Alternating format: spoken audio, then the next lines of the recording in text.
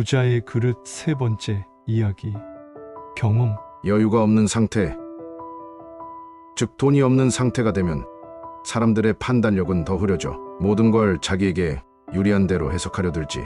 머리로 냉철하게 생각하지 않고 말이야. 그리고 조금 전에 자네처럼 서둘러서 돈을 쓰려고 하지. 그렇지만 하는 수 없지 않습니까? 여유가 없어진다는 것 자체가 머리가 잘 안 돌아간다는 걸 뜻하는데요. 영감님이 생각하시는 것처럼 인간의 정신력은 그렇게 강하지 않습니다. 노인은 과장되게 고개를 절레절레 저었다. 지금까지 했던 이야기로만 보면 분명 맞는 말이야. 하지만 나는 여태껏 쌓아온 경험상 알고 있는 사실이 한 가지 더 있다네. 인간은 자신과 어울리지 않는 돈을 가지고 있으면 반드시 잘못을 저지르게 된다는 거지. 자네는 미국의 유명 운동선수 10명 중 6명은 은퇴 후에 자기 파산을 한다는 사실을 알고 있나? 미국의 프로 스포츠계는 알다시피 선수들에게 터무니없이 많은 연봉을 지불하고 있어. 하지만 그건 현역일 때뿐이야. 은퇴와 동시에 모든 선수의 수입은 끊기고 말지. 그때가 되면 성공한 수많은 선수는 그때까지 모아온 평생 써도 남아도는 돈을 어떻게 써야 할지 몰라 망설인다네. 개 중에는 변한 상황을 개의치 않고 현역 시절과 똑같이 화려하게 살다가 탕진하는 사람도 있어. 그러나 그건 수많은 파산 이유 중 하나에 불과하지. 왜냐하면 인간의 욕구를 충족시키는 사치란 건 뻔하니까. 사실 1년에 3억 원 정도만 있어도 욕구의 많은 부분을 이룰 수 있거든. 대부분 처음에는 자신의 돈을 마구 쓰고 있다는 사실을 인식하지 못해. 텔레비전이나 라디오 방송에서 스포츠 해설을 맡거나 한동안은 주변에서 치켜세워주는 나날이 계속될 거야. 하지만 그런 일자리마저 몇 번의 시즌이 지나면 이제 막 은퇴한 선수들로 대체되겠지. 이윽고 몇 해쯤 지난 뒤에야 그들은 비로소 알아차리게 돼. 통장 잔고가 계속 줄고 있다. 이 공포는 직접 겪어보지 않으면 모를 거야. 사실 그들에겐 동정이 가기도 해. 돈이 무엇인지도 모르던 젊은 시절부터 거금을 받아왔고 주변에는 자신을 받들면서 칭찬을 해주는 사람들 뿐이었으니까. 큰 돈에만 어울리는 행동을 하다 보니 자연히 사치스러운 생활을 하게 됐겠지. 하지만 그건 다 현역 시절에나 통하는 얘기야. 상승 곡선을 그리던 잔고는 바로 그때부터 꺾여버리거든.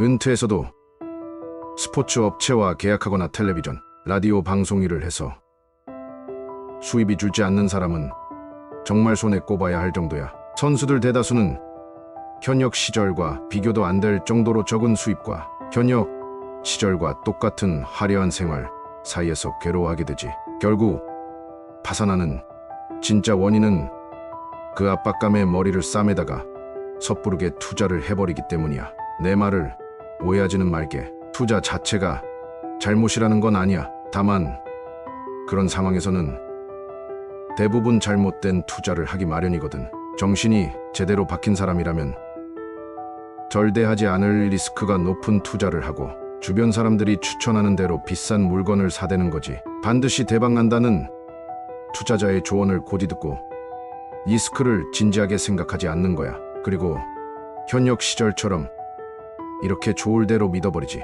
난 역전 홈런을 칠 수 있어.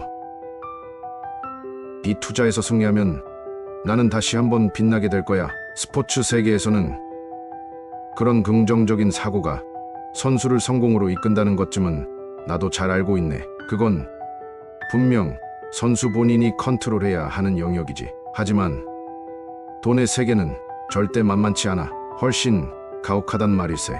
돈의 세계에서는 자기가 보기엔 최고의 경기였다 해도 결국엔 생각지 못한 다른 원인으로 질 수도 있어. 그리고 유감스럽게도 프로 스포츠 선수 출신이 투자의 세계에 뛰어들어 역전 홈런을 쳤다는 말은 들은 적이 없다네. 그들은 결국 비싼 수업료를 지불한 거라고 볼 수 있지. 참 이상하네요. 사치만 안 하면 평생 먹고 살 수 있는 돈이 있는데 왜 그러는 걸까요?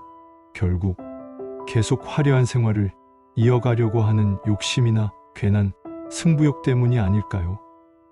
전 자업자득이라는 생각이 듭니다. 아니, 그렇게 단순한 문제는 아니야. 돈에는 이상한 힘이 있다고 하지 않았나? 사람에게는 각자 자신이 다룰 수 있는 돈의 크기가 있거든. 다시 말해, 그 돈의 크기를 초과하는 돈이 들어오면 마치 한 푼도 없을 때처럼 여유가 없어지고 정상적인 판단을 내리지 못하게 되는 거지.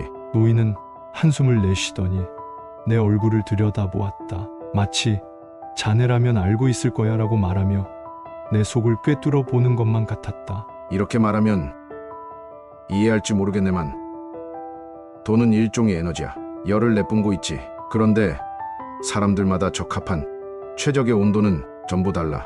에너지가 너무 적으면 차가워서 불편하지만 너무 많아도 지나치게 뜨거워서 화상을 입고 말지. 예를 들어보겠네. 만약 중학생에게 용돈으로 10만 원을 주면 옷을 사거나 갖고 싶었던 물건을 사면서 잘 쓸 거야. 하지만 1억 원을 주면 어떨까? 분명히 제대로 못 쓸 걸세. 10만 원을 줬을 때처럼 잘 쓰면 좋겠지만 대부분 허튼 데 쓰려고 하겠지. 그러면서 실패를 하는 거라네.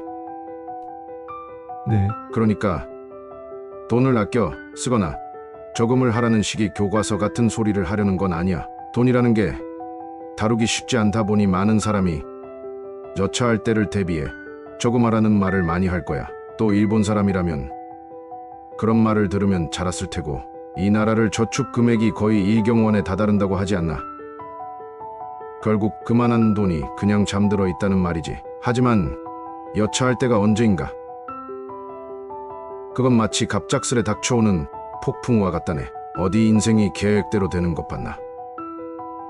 결혼, 출산, 그리고 창업, 은퇴, 질병, 재해, 그 어느 하나라도 내일 당장 일어나지 않는다고 단정 지을 수 있겠나? 그때를 대비해 돈을 모으고 몇 번씩 시뮬레이션을 반복하면서 불안에 떨고 여차할 때만을 기다리며 사는 게 기분 좋은 인생은 아닐 걸세. 하지만 사람은 언제까지나 중학생으로만 있을 수는 없고 계속 성장하지 않습니까? 당연히 다루는 돈의 크기도 자연스레 커지겠지요. 맞는 말이야. 하지만 돈을 다루는 능력은 많이 다루는 경험을 통해서만 키울 수 있어. 이건 결론이야. 처음에는 작게, 그리고 점점 크게. 그러나 사람들은 어른이 되어 분별력이 생기면 누구나 쉽게 돈을 다룰 수 있다고 착각해. 분별력과 돈을 다루는 건 별개인데 말이지. 자네는 혹시 알고 있나? 파이낸셜 플래너라고 불리는 사람 중에 진짜 부자는 거의 없다는 걸. 파이낸셜 플래너 중에 부자가 없다뇨.